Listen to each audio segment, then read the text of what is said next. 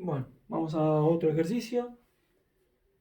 Bueno, supongan que nos dan tres vectores, un vector U, otro vector B y un tercer vector W. Hasta ahora lo que ya vimos, lo que ya definimos son distintas operaciones entre vectores. La suma, la resta, el producto por un escalar. Y después tenemos, entre lo que son las operaciones de vectores, tenemos dos productos, dos tipos de multiplicación entre vectores. A uno que se lo llama producto punto, que se escribe de esta manera. También se lo llama producto escalar o producto interno. Eh, el producto punto entre dos vectores me va a dar como resultado un número real. Por eso se llama producto escalar. ¿Sí? Y hay otro producto que se llama producto cruz, que se llama también producto vectorial o producto externo, que nos va a dar como resultado un vector. ¿Sí? Qué bien, eso de producto externo es lo que nos ocupa la clase de esta semana. Es lo que ustedes espero que empezaron a practicar. Bueno, para ustedes multiplicar, va. O para ustedes resolver el producto escalar entre vectores, en principio tienen dos formas de resolverlo. Una de ellas es el módulo de U por el módulo de B por el coseno del ángulo que se forma entre esos vectores, U y B.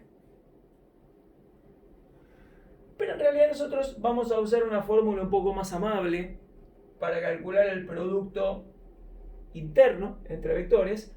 Y más bien esta fórmula la van a tener que usar ustedes para calcular el ángulo entre vectores, de los cuales también tienen algún ejercicio.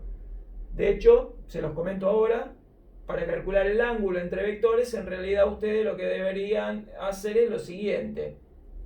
En realidad esto lo tendrían que tener escrito así: U por B dividido módulo de U por módulo de B. Donde piensen, ¿no? O sea, a ver, lo saco un poco del ejercicio y les comento esto para que lo analicen. Si los pidieran el ángulo entre estos dos vectores, fíjense que el producto U por B lo podríamos resolver. Ahora vamos a ver cómo. El módulo de U y el módulo de B también lo podrían resolver de la forma en que ya dijimos. Por lo tanto, esto me quedaría coseno de alfa, perdón, coseno de alfa, no va entre flechitas, en todo caso va con el arquito de un ángulo.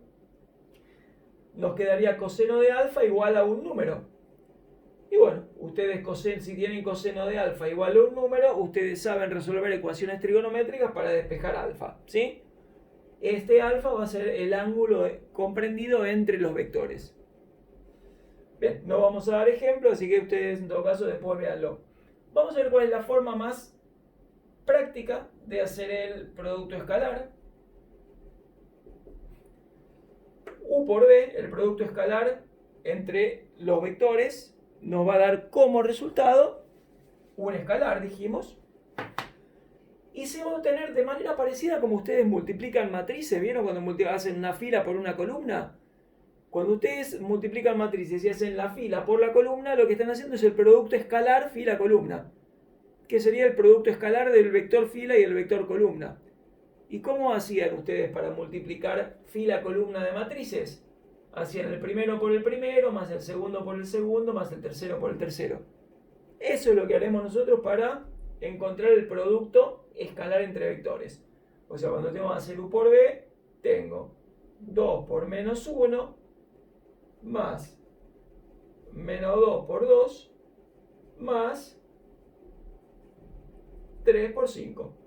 O sea, esto va a ser 2 por menos 1, que es menos 2, menos 2 por 2, que es menos 4, menos 2 más menos 4 es menos 6, más 15, me va a dar 9, ¿sí? Bien, acá entonces tenemos el producto punto, el producto escalar entre los vectores. Ahora bien, vamos a ver el punto B. El punto B nos habla del vector W y nos pide que cuando yo comparo U con W sean ortogonales. Que sean ortogonales significa que tienen que ser perpendiculares. O sea, deben cortarse en ángulo recto. Ángulo recto es o un ángulo de 90 o un ángulo de 270. Bien, ¿cuál es la idea? Si los vectores son perpendiculares, les explico un poquito la idea del por qué vamos a decir lo que vamos a decir. Si dos vectores son perpendiculares significa que el ángulo que se forma entre ellos es o 90 o 270. Ahora vean, si ustedes tienen que el ángulo es 90 o 270, significa que el coseno va a dar 0.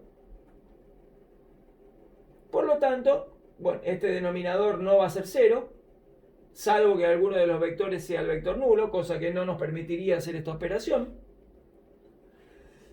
Entonces, en definitiva, ¿qué va a pasar? Si los vectores son perpendiculares, el coseno del ángulo me queda 0, por lo tanto el producto escalar me va a quedar igual a 0.